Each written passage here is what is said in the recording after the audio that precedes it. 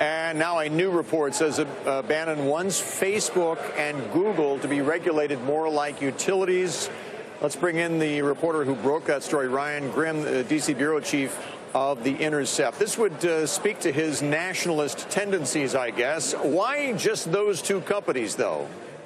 Well, I don't know that it's just those two companies, and actually I suspect, and the people that I spoke with suspect, that it goes further than that. But the sources that I had only spoken to him, and he mentioned those particular companies. It would not surprise me at all if companies like Amazon also fit into this, because he was talking about a theory. In other words, here are tech platforms that have become basic necessities of contemporary life that have enormous power and therefore ought to be regulated like public utilities. He used the examples in conversations of Facebook and Google, but certainly something like Amazon fits into it as well. Brian, I'm just a little confused, because if we're talking about how they have too much power, then there's antitrust regulation to deal with that. Why make the leap from that to public utilities?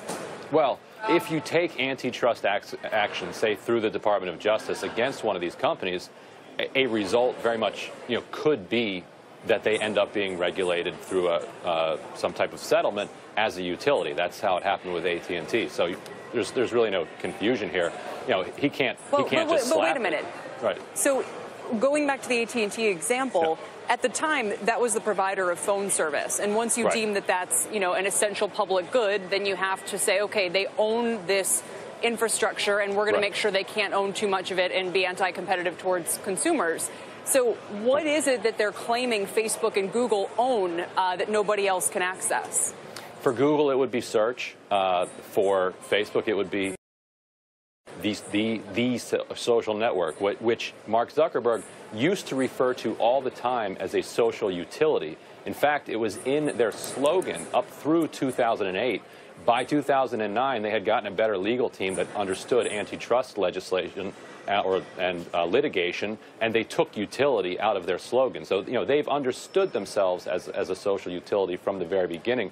My understanding is that Twitter, the same thing, that once you grow a social network to a certain size, it may lend itself to kind of having natural monopoly properties. Yeah, but let me just, again, as I am always want to do, state the obvious. If you have a captive audience, as an AT&T did, or as many traditional electric utilities have had, you become a utility that needs to be regulated for price purposes to protect the consumer. But there are no barriers to entry to search or to social media or even to online retail, even though these companies have tremendous scale and therefore that kind of power. I'm curious. Right. I mean, maybe we need to ask Bannon this, but when you talk about regulating them as utilities, what exactly are you talking about here? I mean, just the amount that they can charge advertisers, or, how would this work? The argument would be that for somebody like Facebook or Google, scale itself is the barrier to entry. Ask Bing, whether you can, with millions and millions of dollars, whether you can create a rival search engine. So the idea would be, okay, search is an essential thing.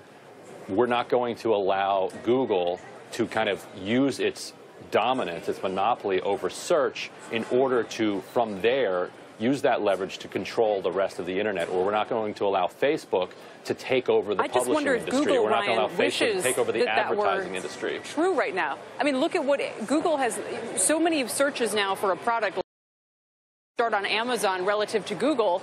I'm sure Google would love for that not to be the case. We're talking about them having lost a dramatic amount of market share there. And same for Apple. 5-10 years ago, you would have thought, look, that's the only place to buy music. It's the only place to buy movies. It's it controls your phone.